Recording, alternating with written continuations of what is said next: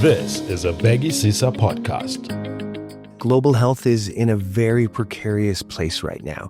And that means the partnership with the South African government, which has really been a remarkable story over decades now, is going to be questioned. Welcome to this episode of Beggy Sisa's podcast. I'm Mia Malan. World AIDS Day is on 1 December.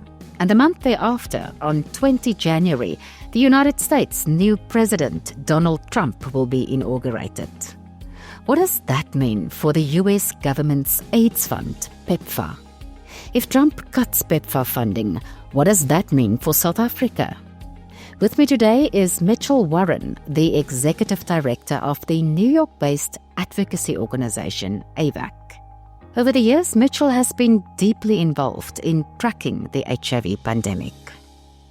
Mitchell, it's great to have you in Johannesburg here at our office for this podcast. Always great to be back with you and with Beggy Sisa.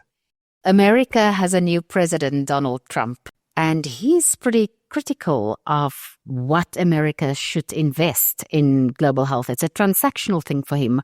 What does that mean for a country like South Africa when he becomes president on the 20th of January? I think there's a lot of fear that this is an election that mattered not only for the American people, but for the globe. Whether it's about HIV, whether it's about global health and the architecture of global health, we know we're not going into this entirely unknown in that we had 4 years of him already. And we have a pretty good idea of the starting point, which we didn't have 8 years ago when he had his first term. So there's a lot we know or think we know based on that. And there's a lot we think we know based on things that were said during the campaign. And they do collectively tell us that global health is in a very precarious place right now. And that means the partnership with the South African government, which has really been a remarkable story over decades now, is going to be questioned.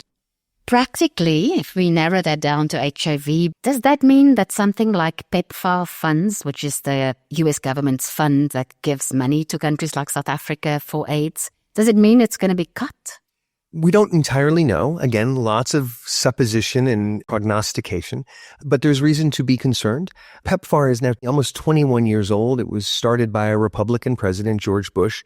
It's been supported by members of Congress of both parties for that entire period. Will it be cut? I think it's safe to say that it will be. And I think we have a sense that there's going to be cuts in government spending in the United States. That's what the candidate Trump said, and I think we can expect President Trump to follow through on that. The issue is what gets cut, how quickly it gets cut. So already we know under the Biden administration, Pepfar was talking a lot about sustainability plans, working with governments, South Africa most of all, but working with country governments to plan longer-term sustainability. We know that those plans will take time to develop and to implement. So I think it's likely that we're going to see a smaller Pepfar. There were documents created by the Trump candidacy and groups working with the Trump candidacy that talked about cuts that were very significant, 10% per year over a number of years. That could be quite dramatic. We don't know what President Trump and the administration will do. We don't know who's going to be leading Pepfar in the new administration. So there's a lot of uncertainty.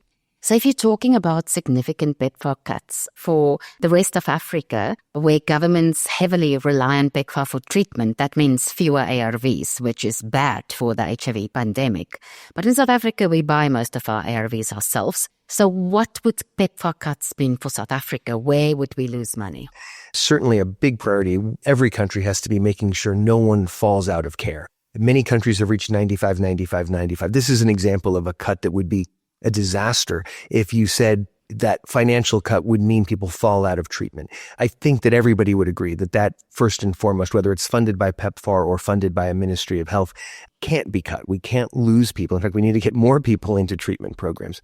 I think what could get cut, where we get nervous, are programs that might be particularly focused on populations that have typically been left behind. What happens with key population programming, programs for gay men, other men who have sex with men, transgender individuals, sex workers. These are groups that have been marginalized and stigmatized, as you know, for 40 plus years of this epidemic. We also know that they have been marginalized and stigmatized in the recent political campaign of candidate Trump. And so it's not just those key populations, it's also his approach to reproductive health in general and abortions with the whole abortion legislation that has changed in America. Is it going to get worse? I am very nervous about that. The gag rule has been imposed by every Republican president. It has been rescinded by every Democratic president. And the gag rule being that those foreign organizations, not U.S. groups like AVAC, but foreign partners of ours, would need to agree that they can't even talk about abortion if they receive any U.S. government funding. Now, when Trump was president the first time, the gag rule was made more stringent than it had been in previous Republican administrations. And there is a concern that he might make it even more stringent. So we know that abortion rights were on the ballot in the United States last month. We know that they're going to be on the agenda in all the conversations. So one does worry very seriously about what would happen with a president who has actually been supporting anti-abortion stands. When you say President Trump would make the gag rule more stringent, what does that mean? 8 years ago, when he came into power, he did tighten the restriction on what could and couldn't be funded and said by foreign organizations. Could he expand it to non-health organizations? Originally it was in organizations that were funded with family planning dollars that couldn't talk about abortion. Could it be expanded further to all U.S. government investments? It could send a chilling effect if everyone, no matter what your mechanism of receiving government support, has to sign that. Now, an American organization still has, theoretically, freedom of speech, but a foreign organization doesn't have that protection. One of our biggest concerns is what happens if, because the Global Fund receives a significant amount of funding from the United States, could they try to make the Global Fund sign a gag rule? The name itself, the fact that it is a gag rule, tells you exactly why it's problematic. So that would be disastrous for a country like South Africa, because if the Global Fund is forced to sign up to the gag rule, we get a lot of Global Fund money, then we would need to follow those rules as well. Absolutely. And I think this really speaks to how national autonomy and sovereignty, and South Africa has been one of the most progressive countries when it comes to the right of a woman to have control over her body. And that is sacred, and it's in the constitution of this country. And it just gives you a great example of how a gag rule, even if it doesn't come into play, the fact that we're even having the conversation, the fact that a provider has to think about it or a program has to wonder if they're crossing a line, that is no way to run a science-based, evidence-based, rights-based approach to any global health issue. Let's look at HIV. Where are we at now? The epidemic in the world exists, and that's important to say 41 years later. There are people who I think HIV is no longer an issue at all or no longer an issue in my country or my community. HIV is still an issue. We know that. We've had progress, significant progress. The fact that over 30 million people out of 40 million people living with HIV have access to life-saving antiretroviral treatment is nothing short of a remarkable achievement. But we still have 1.3 million new infections every year, according to UNAIDS. Now, that's down significantly from all the way back in 2010, when it was over almost 3 million new infections. So we've seen huge declines over a 15-year period. The worry is that the declines over the last 3, 4, 5 years have begun to plateau. So we sit with 1.3 million. It was 1.4, 1.5 the year before. We're seeing declines, but we're not seeing it fast enough to keep pace. We're seeing treatment scale up go quite quickly. We're not seeing the level of new infections go down as quickly. And that's a cause for great concern.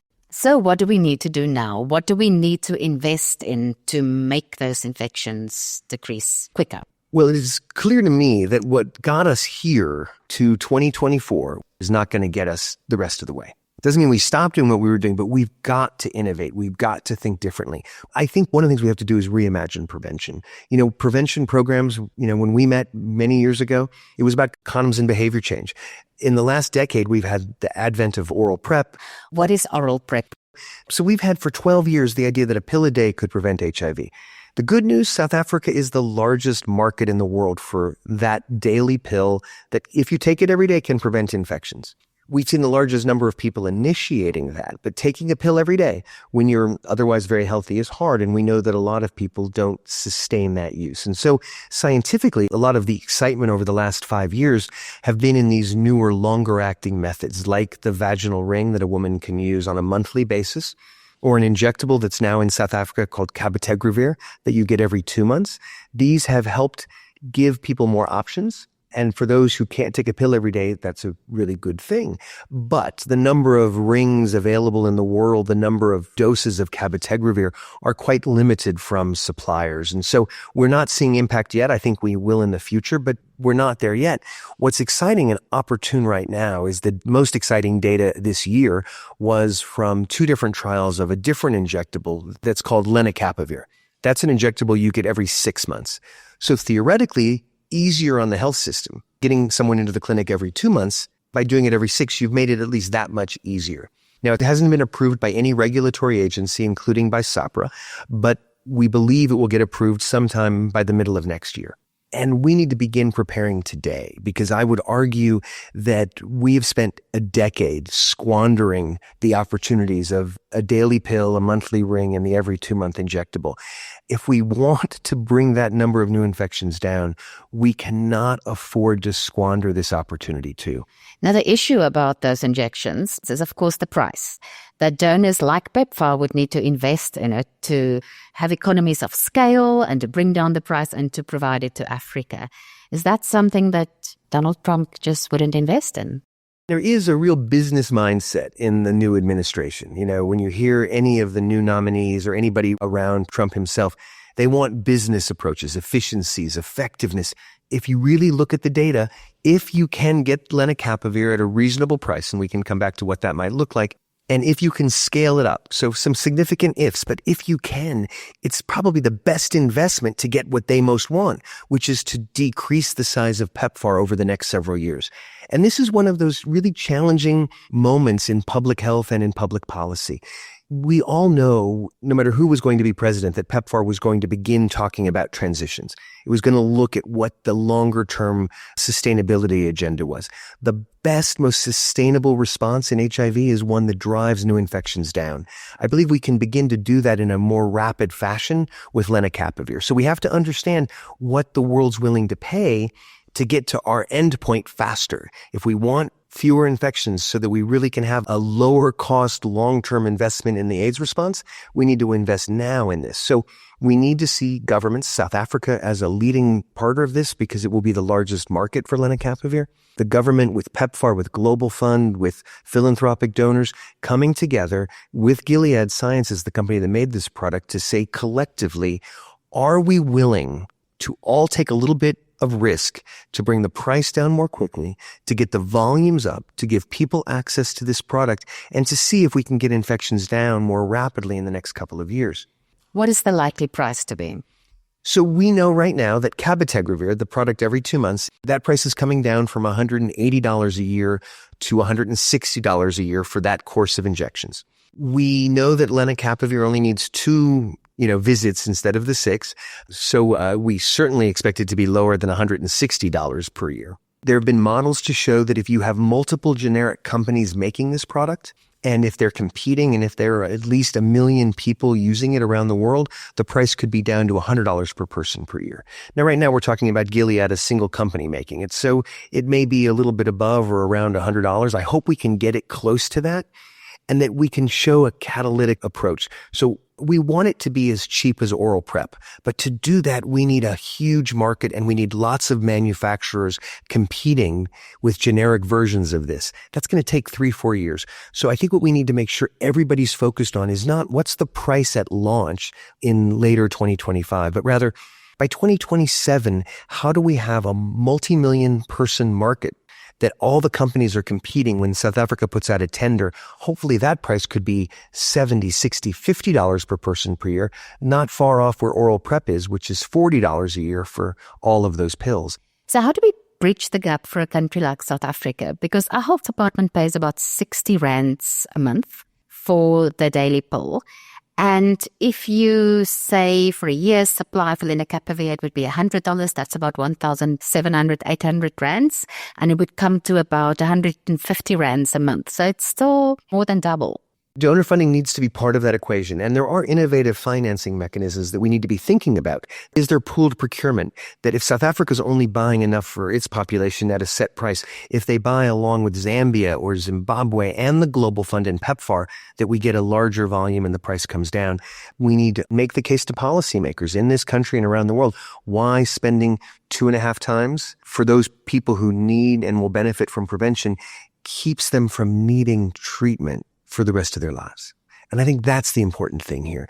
By spending 150 rands a month, if we can get this to people who are potentially going to be exposed to HIV and become infected, if at 2.5 times that price for a couple of years, we can prevent them from ever needing antiretrovirals, that's a wonderful thing, because remember that 60 rands per month for treatment is what needs to be paid for as long as that person lives. And the great news right now is that people living with HIV can live as long and healthy a life with HIV as they would without, if they get access to treatment. So why would you only have to take that preventive pill for a while? Why not forever?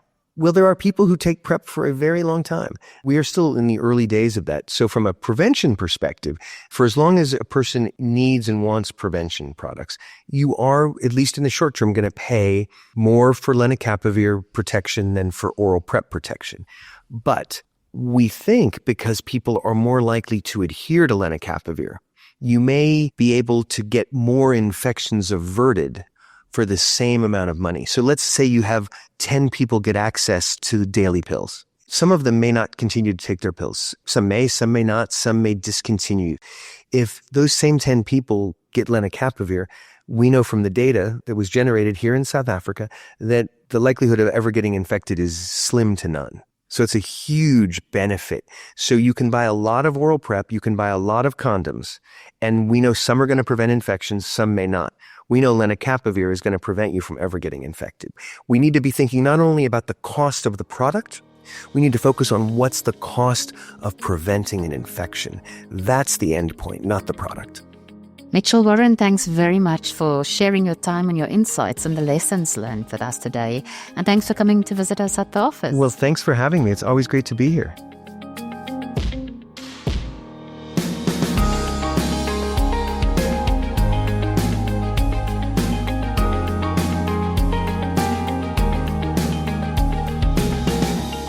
This was a Peggy Caesar podcast.